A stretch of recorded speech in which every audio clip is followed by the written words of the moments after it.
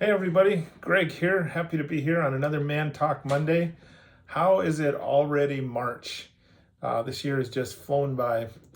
Hope you're doing well and excited about your week ahead and just your plans ahead. As we're going into this new year and new changes that I'm personally going through, I've never been more desperate to tap into creativity than I am right now. I've got a lot of different things out in front of me, working on a musical with the school here in Milwaukee is number one priority, a bigger vision of experience redemption that I've talked about in a previous video. But I've really been hungry to tap into creativity in a fresh way. And I just wanted to share with you where I've kind of been over the course of the last probably 5 weeks or so. The beginning of February, I had the opportunity to attend a seminar on creativity with Jamie Winship. And one of the things he outlined is how creativity is really an aspect of tapping into the creator. And there's always been this kind of mindset that when it comes to creativity, I've had to conjure up my own, I got to think, got to clear my mind, I got to set this environment just right. And there was a few things that were spoken during this time that really kind of helped me just change the paradigm on creativity a little bit. And one of them was this version of a scripture from that Paul wrote to the Romans, and it's a familiar scripture to many. But he's talking to the Roman believers, so Roman Christ followers. And he says this, and this translation is called a mirror translation. It's from the Mirror Bible. It's a translation of the original Greek. But he's talking to these Christ followers in Rome that says, do not allow current religious tradition to mold you into its current pattern of reasoning. Like an inspired artist, give attention to the detail of God's desire to find expression in you. Become acquainted with perfection. To accommodate yourself to this delight and good pleasure of Him will transform your thoughts fresh from within. For me, this was just such the good part of the paradigm shift was, rather than me try to figure out the Rubik's Cube of creativity, to recognize that the creator of the universe wants to work through me to bring his creativity into my being, into my life, and that expression out to the world. And so that was just a major paradigm shift. And so to do that, another thing that we talked through in this seminar, and this is what I really want to lay out for you, is kind of this practice I've gone through these last 5 months, or the last 5 weeks. And it's been in Matthew chapter 5 in the Bible. It tells a story where Jesus sees a crowd and he goes up onto this mountain and he gives this great teaching over 3 chapters. And this one portion is called the Beatitudes. And it's familiar to many. I'll read the portion. It says, "Now when he saw the crowds, he went up on a mountainside and sat down. His disciples came to him and he began to teach them, saying, 'Blessed are the poor in spirit, for theirs is the kingdom of heaven. Blessed are those who mourn, for they will be comforted. Blessed are the meek, for they will inherit the earth. Blessed are those who hunger and thirst after righteousness, for they will be filled. Blessed are the merciful, for they will receive mercy. Blessed are the pure in heart, for they will see God. Blessed are the peacemakers, for they will be called the sons of God. And blessed are you when people falsely say all kinds of evil against you because of me. Rejoice and be glad, for in the same way they persecuted the prophets who came before you.'" So how does that apply to creativity? Well, one of the things we talked about is how so much we look at these as just separate bullet points of different kinds of people. But so much in Jesus' day, there was a more holistic part of this teaching, that this was a progression, like almost one progressing into another. And so one of the things Jamie talked about is how just really our goal is to put ourselves in the place of each of these things that Jesus mentioned. And so, for example, blessed are the poor in spirit, for theirs is the kingdom of heaven. So like I was talking about before, that we acquaint ourselves with perfection, knowing that getting acquainted with him, tapping into his desire to bring creativity into us, or to work through us. Knowing that, it means that we got to receive from him. So to receive, we need to get empty. The poor in spirit is get empty. So we need to get to a place where we can just ask God, and I'm going to just walk through these 8 different questions. And just asking God, the first one, poor in spirit, get empty. God, show me what is keeping me from receiving from you.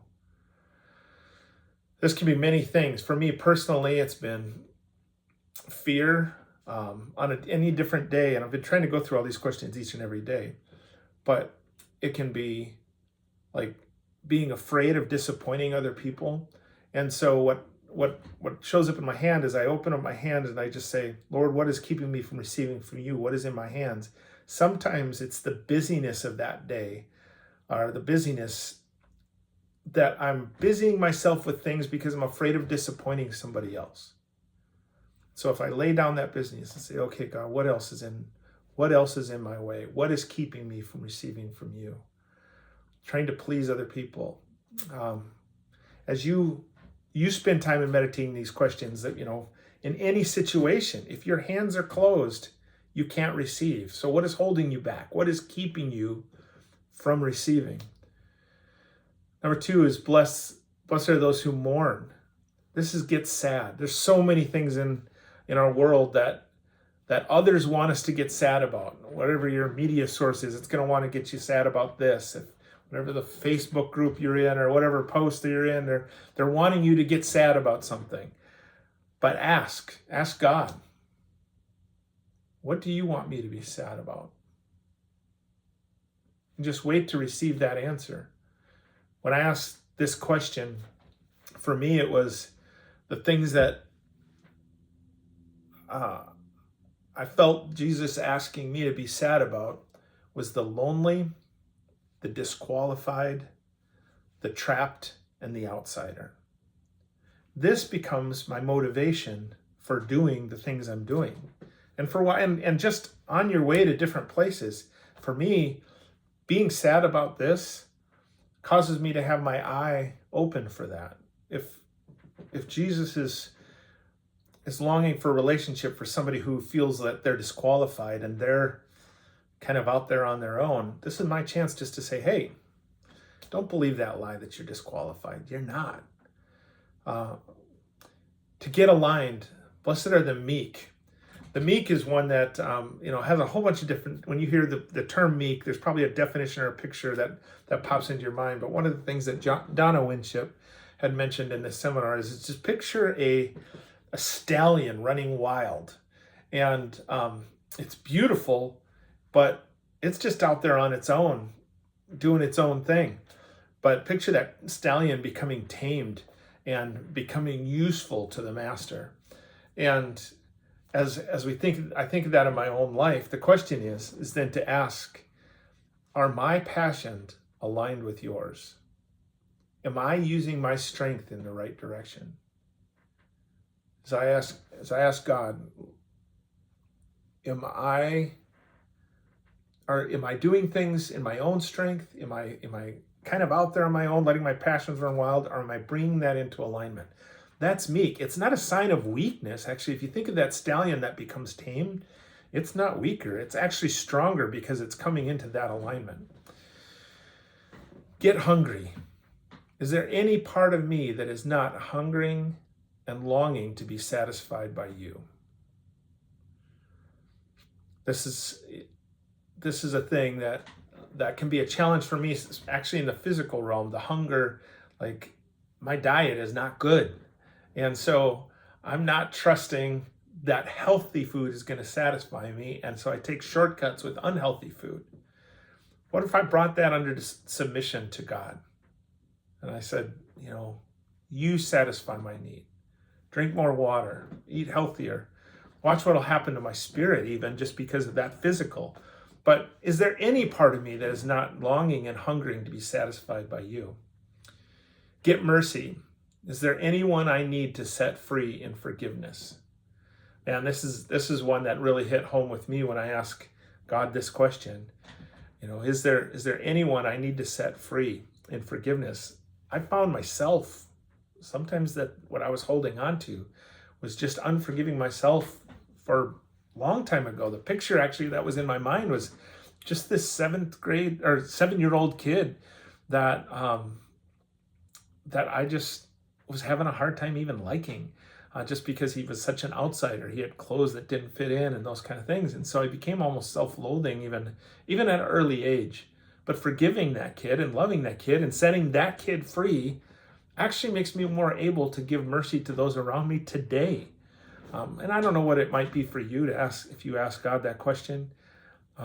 Is there anyone I need to set free in forgiveness? We've all heard the cliches on that. If you squeeze the razor of bitterness, it hurts you more than anyone else. The next is pure in heart. Blessed are the pure in heart, but it's get focused. I'd always thought that this defensive position of purity, trying to keep all these different things out, but actually the question here is, God, show me where I can,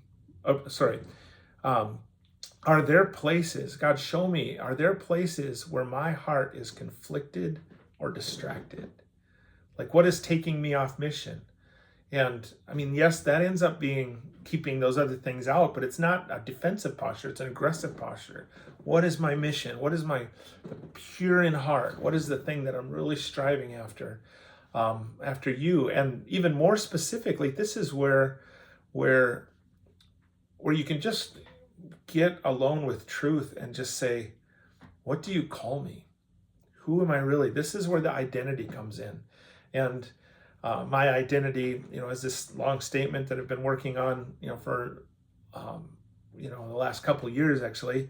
But even just in more recently asking this question, what do you call me? A new word appeared, champion. And it was not so much in the champion as in we won, spike the ball, get a medal kind of champion, but a champion for a cause, like just to get out and champion the cause of redemption. And that's really where what that does is it creates a purity of heart of things that are around that don't align with that.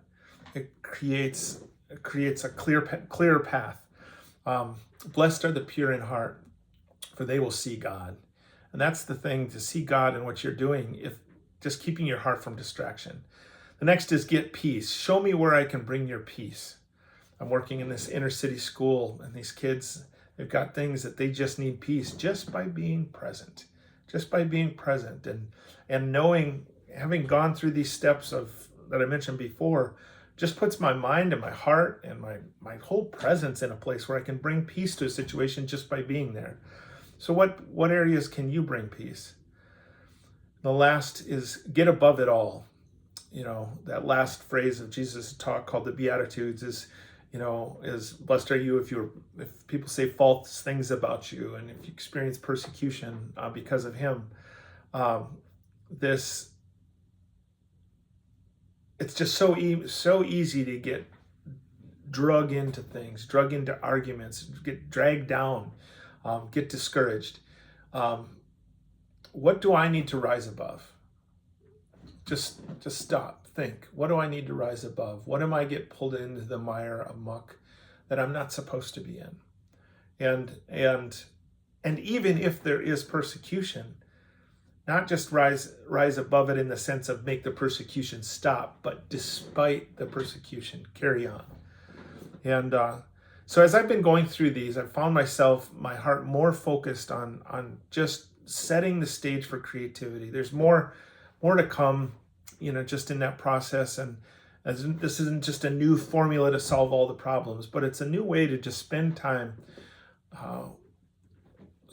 with Jesus each day, and just ask, where am I at?